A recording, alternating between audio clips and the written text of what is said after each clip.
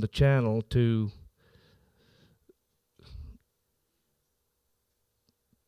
Elvis, and you'll be shaking the leg and raising your lip.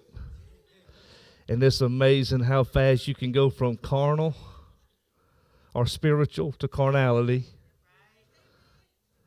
Now, in the South, we drive as fast as the music plays. So whatever we're listening to, we could drive slow. But if we get one of them good bebop songs, man, we'll do past the speed limit. It's like we're invincible, no cops, not worried about breaking the law. Just mash it down, let it ride. That being said, music has power.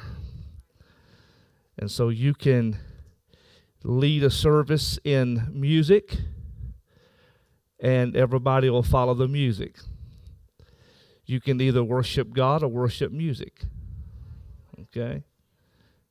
It's a fact all across the land. Okay? And you need to allow your leadership to be anointed and not led by music. Does that make any sense? Music should never lead the service. The anointing should always lead the service. Does that make any sense? Tonight, I'm going to endeavor to talk to you for a few moments. I won't take an hour of your time. This is a story that everybody has heard before. I know we had a lot out tonight because of a sickness, and Sister Rita fell. Brother Lockaby is in the bed.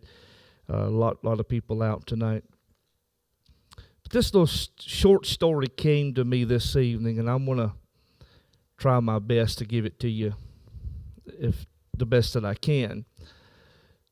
I know usually we stand for the reading of the Word, but sometimes we're up and down a lot in service, and we pray a lot, and so I've asked the Lord to bless His Word. He's already blessed, but I want Him to help us this evening. If you'll give me just a few moments, I'll do the best that I can, and I'll get out of your way. I'm a man that likes detail. I like the detail. I can look at a vehicle and go over the vehicle and tell you pretty much in 20 minutes the details of the vehicle. I like the curves. I like the body lines. I check the lines, the body lines. It's just something that I do. So I'm a man of detail. And so I want to share a quick story from the Word of the Lord, the best that I can. And please stay with me tonight, all right?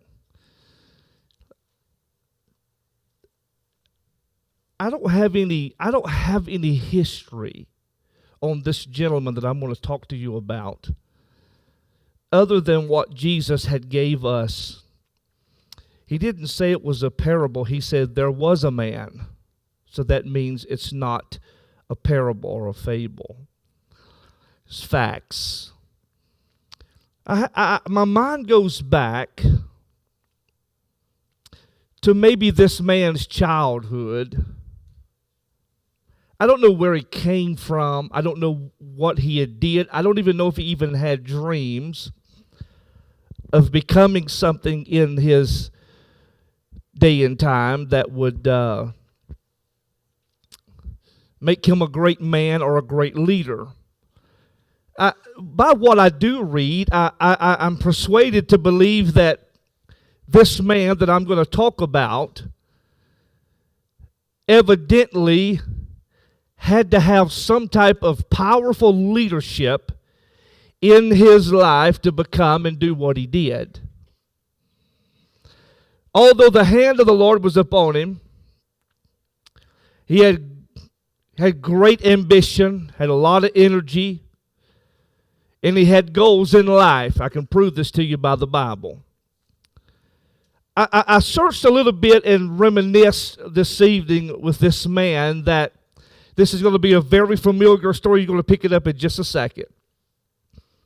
That as he is growing older, and let's just say this evening that he is at the age of 15 years old, and He's still living with mom and dad and still trying to figure out life like we all do, right? And somewhere between 15 and maybe 20 years old, he starts having this emotional change that would drive him to want to start seeking a girlfriend, if you will. Now, a lot of your Jewish men back in that day never really married young. As a matter of fact, Isaac was 40 years old before he married his wife. So maybe between 20 and 30 years old, this particular man found him a wife, and he had ambitions. Y'all with me? I feel it already. He had ambitions to become a great leader, not just to be in the headlines of the paper or be, in the tabloids, or if you ever heard that before, just to be on the internet, or, just have YouTube channels and all kinds of platforms. His ambition wasn't to seek all of that, because I can prove to you by his lifestyle here in just a minute that he didn't seek those kinds of things. But he did have ambition, and I am persuaded between 20 and 30 years old, he is possibly working for his dad. And this man is putting his life together the best that he can. Are you with me this evening? Come on, somebody. So we find that now he is having his emotional hormones and emotions and all kinds of things act up in his life, and now he's seeking a woman to marry. Now, the Bible doesn't tell us here that his mother and dad is dead. Perhaps they were. I'm persuaded that if they were near death. But this particular man finds a woman and marries her. And he's not down at the local, goat and what we call it, the local goat in Tennessee, getting him a drink of beer and finding him some booze and chasing women. And y'all still with me now? And spending his money that he has worked hard for on riotous living, and spending his money in areas that there's never a return there. And but he's down and he's seeking what he may become by simply hanging around businessmen. He doesn't become a businessman because he hangs around people that beg all the time. But he becomes a very wealthy man and a great leader because he hangs around people that do the same thing. Now, there's a problem, because you know that life will sometimes interject into you and your life and your goals that will sometimes try to detour and tear down everything that you would like to build, right?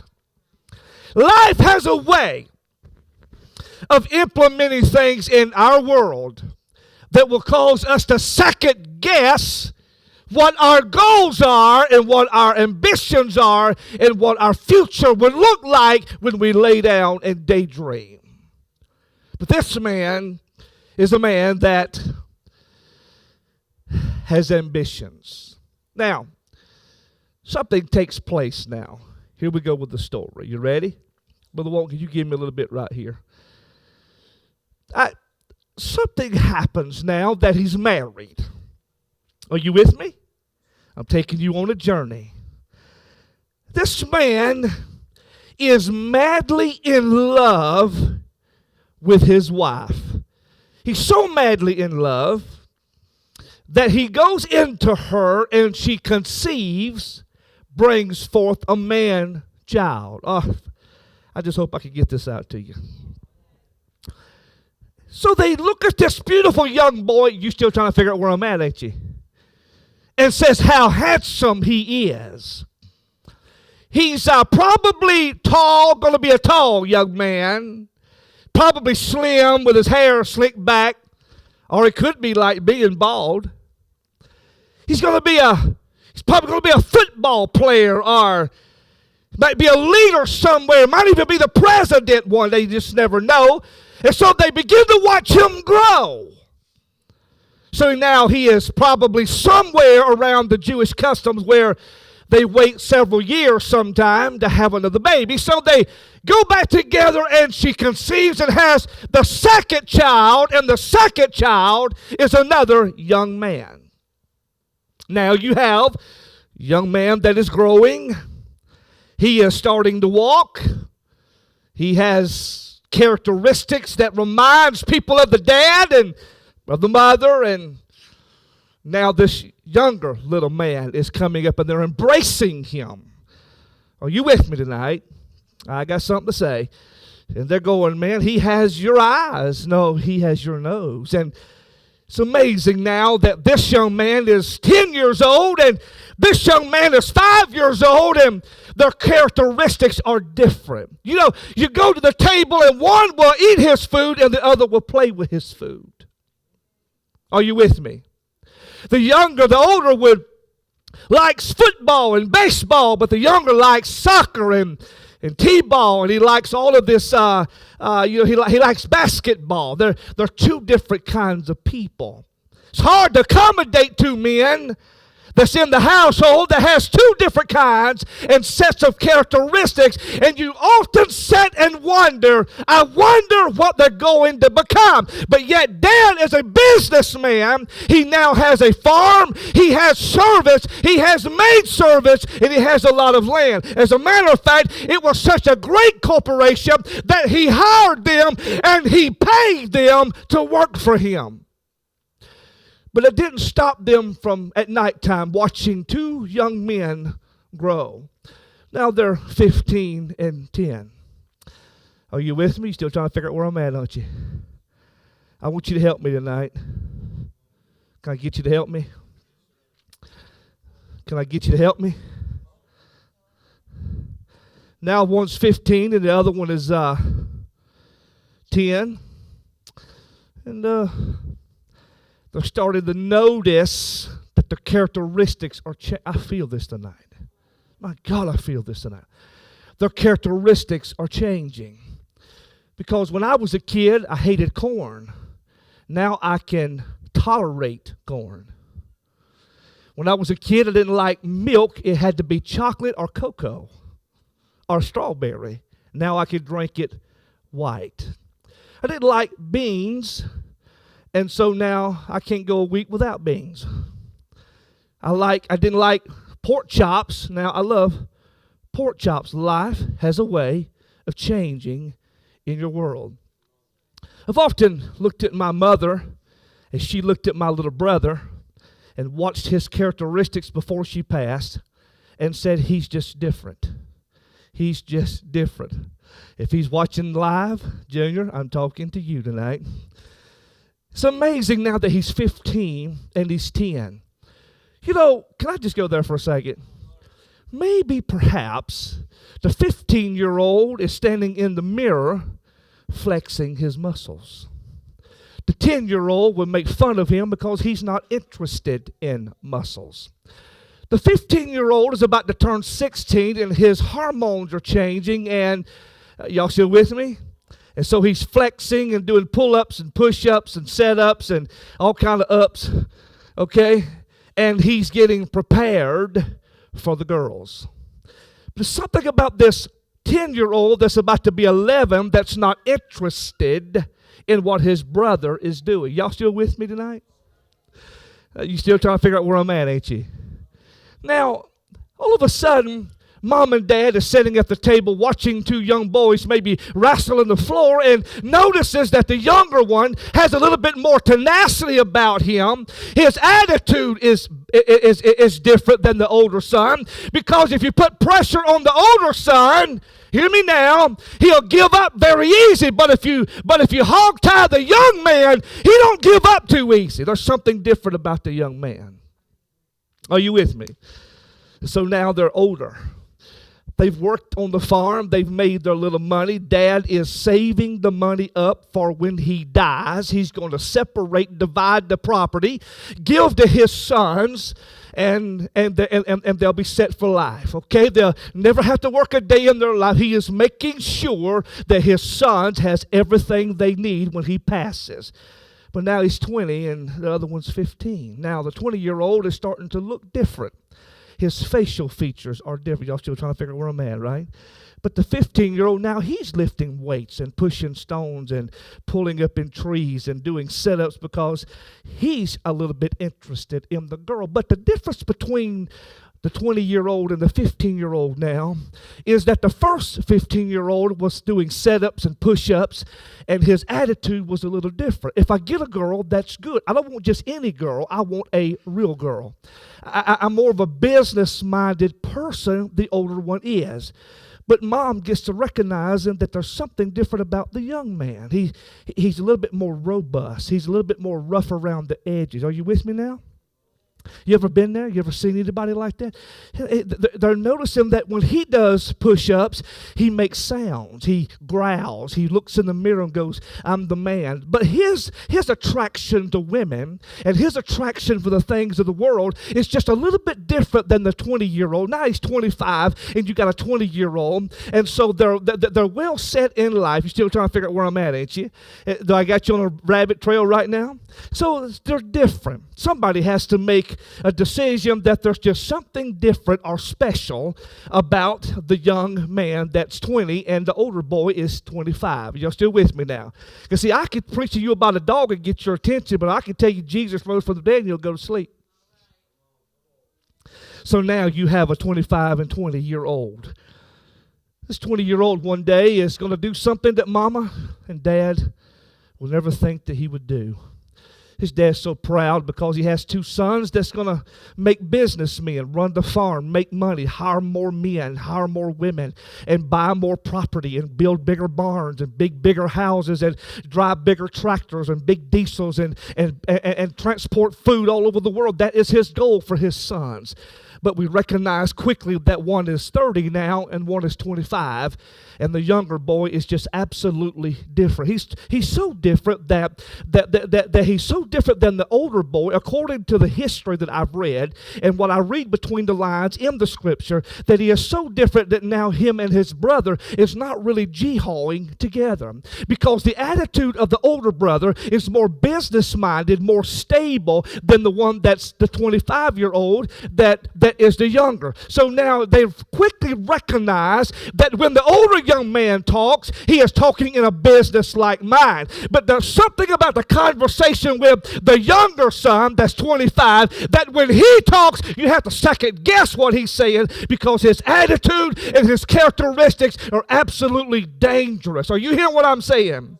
And then the unthinkable happens, that one day when dad is watching the servants work and all the hired servants are taking care of the farm and the business. Food is being made. They're doing the crops. They're harvesting. They're making it happen. Everything is gorgeous and everything is beautiful. Daddy is sitting at the table. When he sees his younger son walk into the kitchen, per se, can I just say it that way? He may have met him on the front porch. He may have met him in the field, in the barn. But let's just say for the sake of the story that daddy's sitting at the table and the little brother comes in. And so the bigger brother is outside maybe taking care of business when all of a sudden the younger brother walks in and says to his dad, Dad, I'd like to talk to you just for a moment. Never in the history of 25 years have they ever thought that this young man would ever come to the table and say to his father what he's about to say. He didn't come to him and say, I got a girl pregnant. He didn't come to him and say, I'm on drugs. He didn't come to him and say, I've tasted booze. I've been introduced to all kinds of stuff. He just simply sat down and said, Dad, legally, it's legal for me to ask you this, Dad. You know why it's legal? Because I'm a man. I'm not like my brother. I'm a man. I think different. He looks at his dad and says these words. Y'all with me? I feel like I'm by myself tonight. He says these words. You're going to know where I'm at. Dad, give unto me my living. I don't care what the big brother does. He's just different. And Dad doesn't argue with him. Now Dad gets up from the table and says, follow me. You have to understand that this boy probably has a bedchamber that's full of his stuff. He has clothes that Mom and Dad has bought through the years. And all of a sudden, Dad gets up and goes to the safe, if you will, and divides their living, gives it unto the younger man.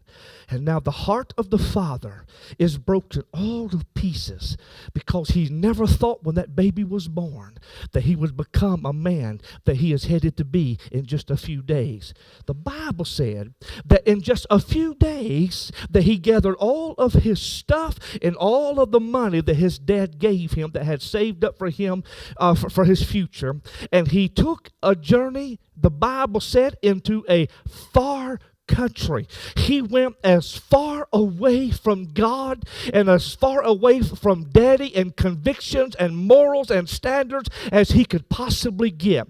He didn't want nothing else to do with church. He didn't want nothing else to do with Mom and Dad. He just wanted to go see what the world was about. But see, big brother is still in the field and don't even know at this point that his little brother that he used to play shoot marbles with and push Hot Wheels and trucks around is now become a man and making manly decisions. Are y'all hearing what I'm saying? And so he packs his stuff and he goes away. He has gone away for quite some time, and he spends all of his money, long story short, on riotous living. He spent it on harlots, the Bible said. That's what his brother said. And he probably spent it on gambling, trying to make extra money. He probably sold all of his clothes and didn't have anything left. Are you hearing what I'm saying? That is what sin will do to you, is take you places that you never desire to go and keep you longer than you've ever desired to stay, and take everything away from you that you didn't want to give up.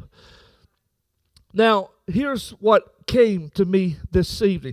I got these on this table for a reason, because I feel this so strongly. I know I'm not screaming at you tonight, and I'm not slobbering all over you tonight, but I want you to hear it. I'm almost done.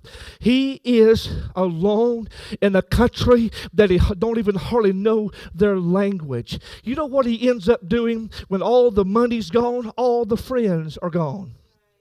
Oh, you hear what I'm saying?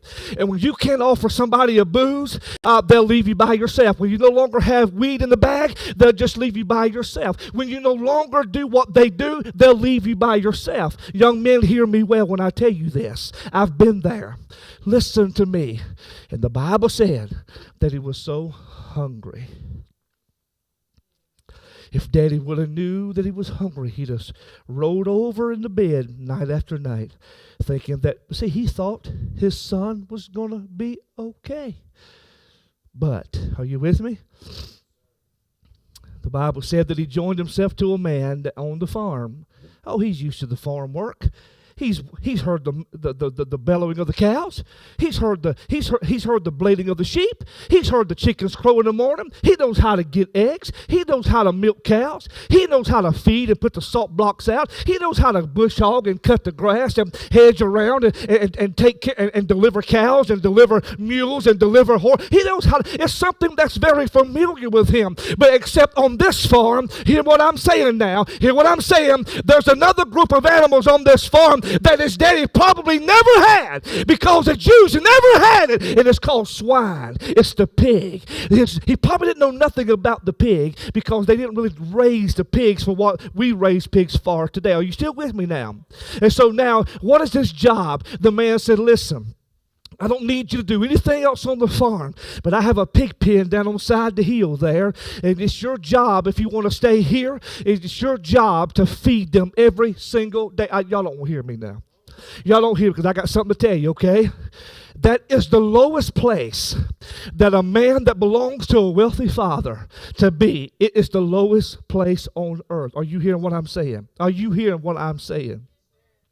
And while he is sleeping in the barn, and while he is feeding all of these swine, the Bible said that he would have faint. Give me a little juice here, brother. Y'all blow my hair off every time we sing. Give me a little juice here, brother. Okay, so listen to me now. So he joined himself, and he got in the pig pen, and he would have faint.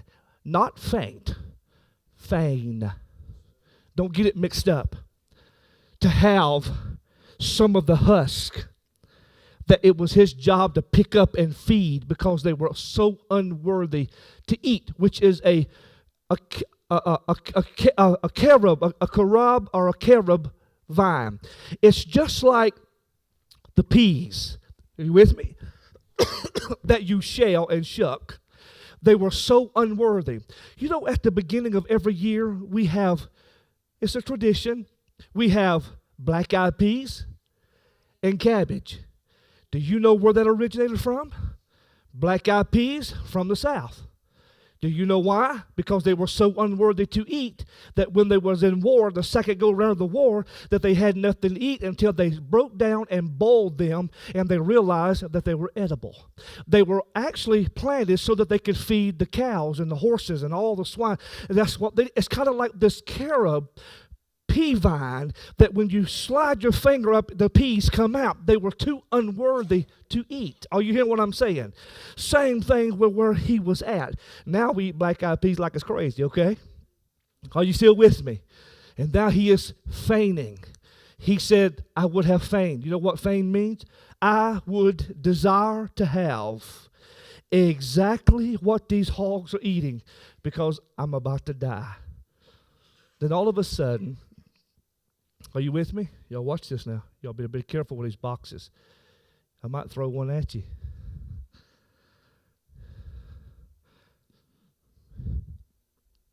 At what point did it take for him to say, my dad has hired servants and they have plenty enough to eat and to, watch this now, he said this, and to spare. Y'all with me? Please stay with me. I'm almost done. I have something to say. I have a question to ask you.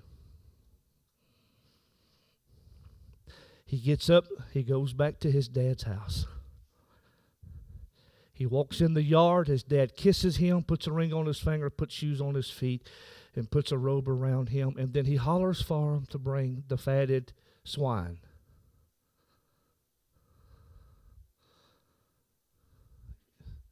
Don't make me preach by myself. He hollered and said, make ready the fatted swine. It was no swine. It was calves.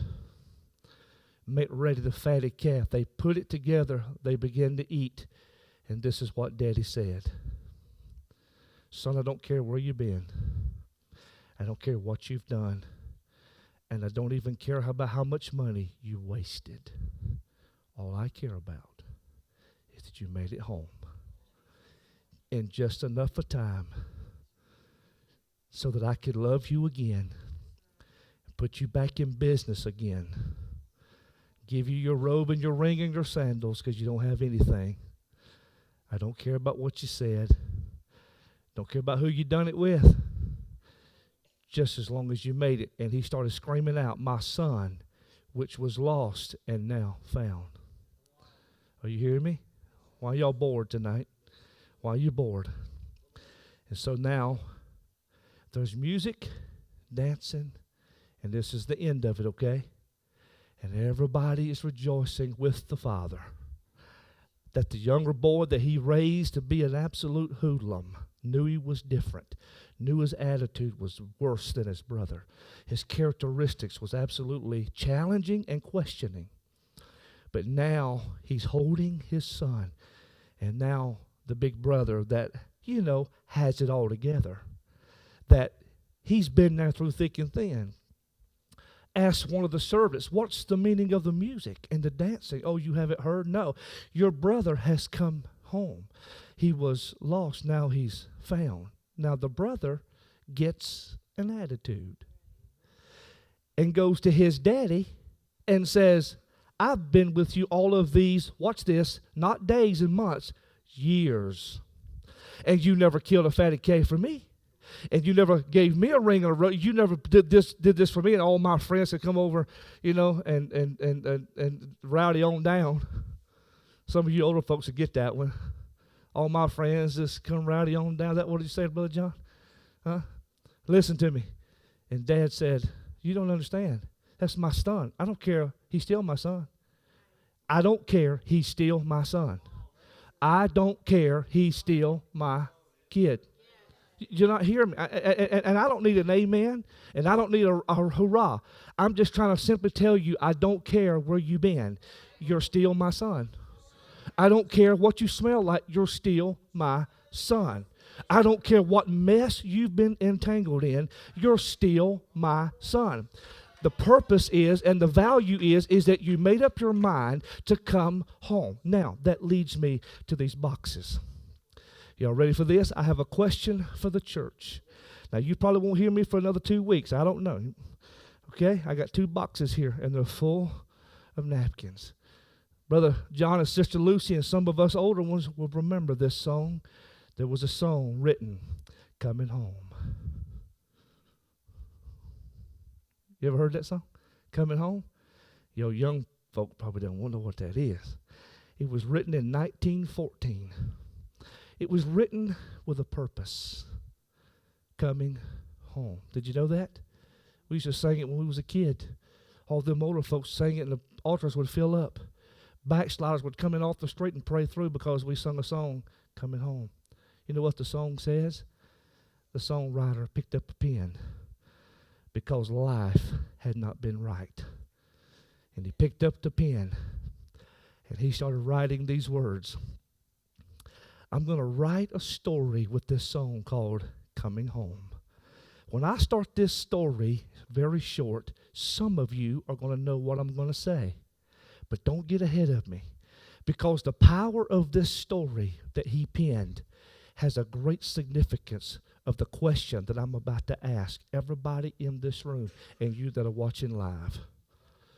And all those that's not here tonight because of sicknesses and jobs and this, please stay with me. You know what he penned? I don't have my pen with me. He penned, I got it. He penned and wrote a song about the apple tree. You ever heard the song about the apple tree? You know what he wrote? Y'all with me? Y'all want me to quit, don't you? Well, before I quit, I have to ask you a question about the boxes. I got you wondering, don't I? It's good, because I want you to wonder.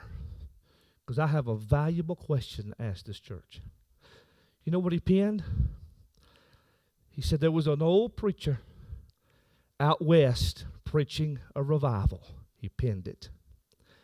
The only way he could get home was to climb on a train and head to the house. While he sat on the train, there was a young man against the window that was disturbed, and the preacher knew it. Y'all ready for this? Y'all ever heard this one? He kept writing. Listen to me carefully. He kept writing. The preacher asked the young man, "Son, looks like you're disturbed." And he said, "Yes, sir." He said, "I'm a preacher. I just finished a revival. I'm here to help you if you allow me to help you." And the young man started weeping. He penned it. You ever heard this one, Sister Becky? You will in just a minute. You'll know what I'm talking about. And he said, the young man looked at him and said, "Sir," he said, "when I become of age," he said, I lost my attitude. My attitude was bad with my mom and dad." He penned it. He said, "Preacher, I got so out of hand till one day I got so angry that I balled my fist up and hit my little precious daddy."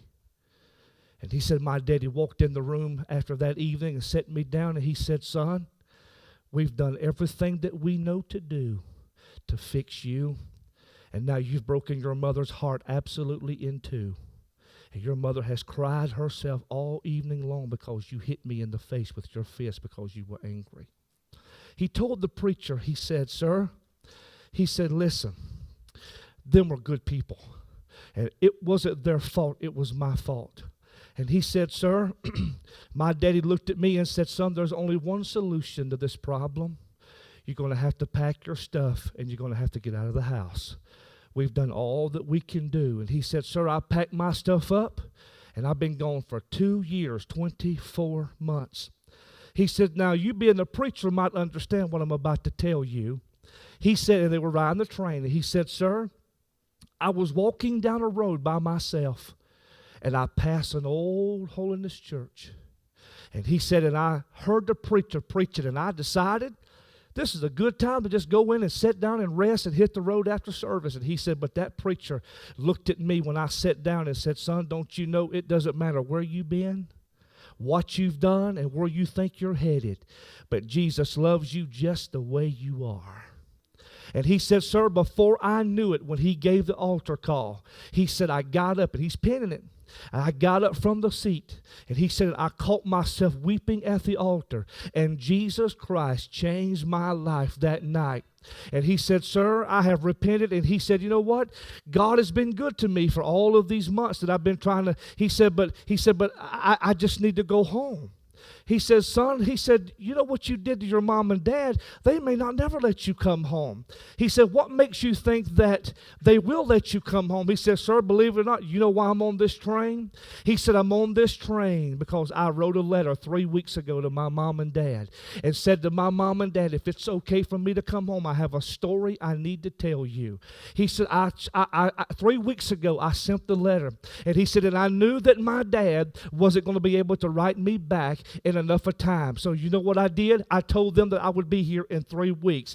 He said, sir, believe it or not, right around the bend there is a place where I was raised at from a child. He said, we lived by the railroad tracks all of our life. And he said, sir, he said, listen, I'm upset because I don't know what they're going to say. He said, but in the letter, I put in the letter, there's an apple tree out behind the house. And he said, and I told my mother and dad in the letter that if it's okay for me to come home, he said, I want you to at least put a white handkerchief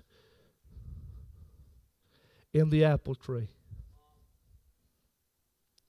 And he says, sir, I'm going to tell you right now, I don't have the guts to stand up and look out this train window. The preacher said, I'll take care of that. He got up and pulled a handkerchief out of his hand and wiped the dust off the window. I read the story today.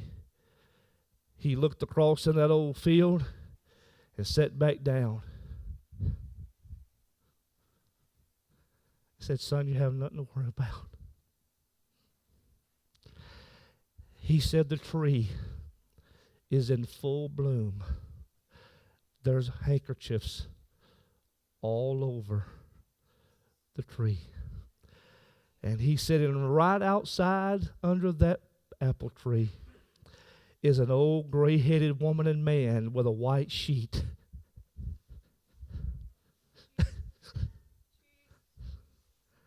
And they're swaying the sheet.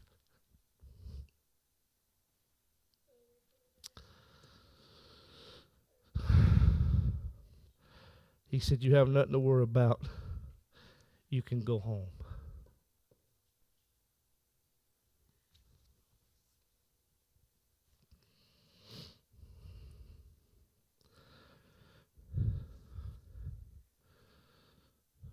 Now the question is,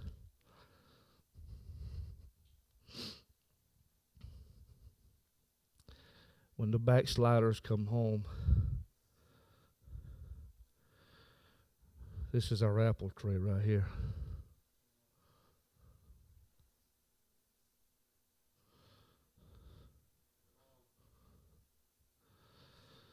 Don't worry, we'll buy more.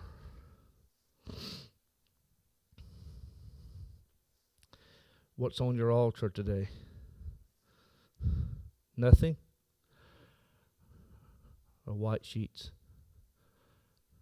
White handkerchiefs? I'm done.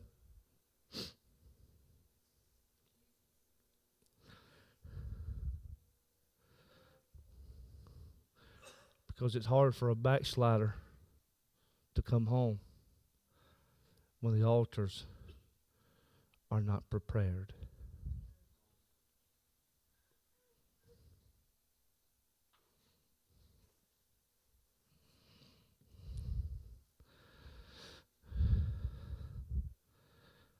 Won't you stand on your feet this season? You that can stand, Brother John probably couldn't stand, so you don't have to stand, Brother John. And Brother Evans probably can't stand. But I'm going to say this to you. What's on your altar? And this is what I want to. That's what I want to ask you. What's on your altar? Because some may not know the value of waving the white flag. You might have a different kind of flag. When you reject the backslider, I don't care where they've been. I find in the book that there's more love that comes from God than any man's hate in the world. And when we size people up about where they've been and what they've done, you know who needs the altar? We're the ones that need the altar. When I point fingers and judge you, and I don't even know where you've been and what caught you and what put you there, but yet I make an assumption about your circumstance. You know what I'm doing? The apple tree is not fully bloomed. The apple tree needs to be pruned. Hopefully next year,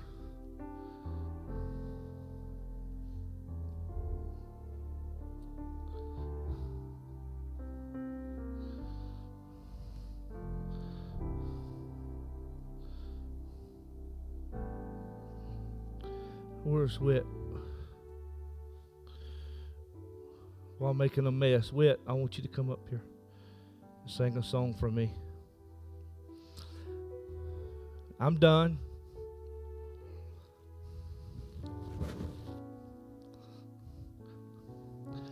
I'm done.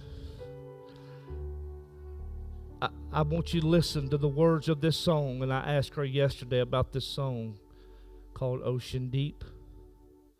I want you to sing those words to those songs.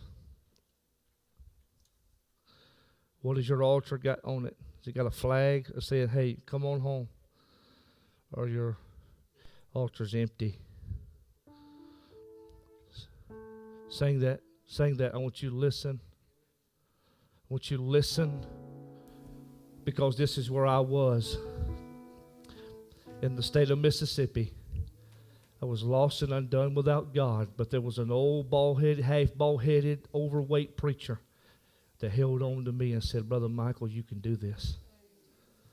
I went out and done stupid stuff, and every time I come to church, he never shunned me.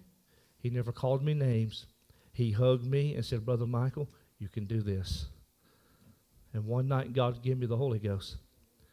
And I learned the value of working altars up under a man of God, that he had a burden for the altar. And his altar was always open. What are you holding in your hand today? Are you holding a white flag and saying, backslider, come home? Or are you holding nothing but complaints about what somebody did and said and where they've been? Get rid of all of that stuff. Backsliders, it's time to come home. Backsliders. The father looked at his younger son and said, I don't care where you've been, you're still my son. And that came to me yesterday evening. And I realized it doesn't matter where I've been, I'm still a son of God. Would you please listen to the words of this song? If you want one of these, you can come get one. Take it home with you and change your prayer. Build you an altar at home. Your love, I'd run out of paper if I sang about your mercy. I'd run out of breath. There's not enough paint in the world. Not enough of paint in the paint world. A picture of a splendor. Sing that verse again. And there's not enough words to describe the awesome wonder of his power. Listen to the words of this If song. I wrote about your love, If I wrote about his love today, I'd run out of paper quickly. If I sang about your mercy, I'd run out of breath. And there's not enough paint in the world to paint a picture of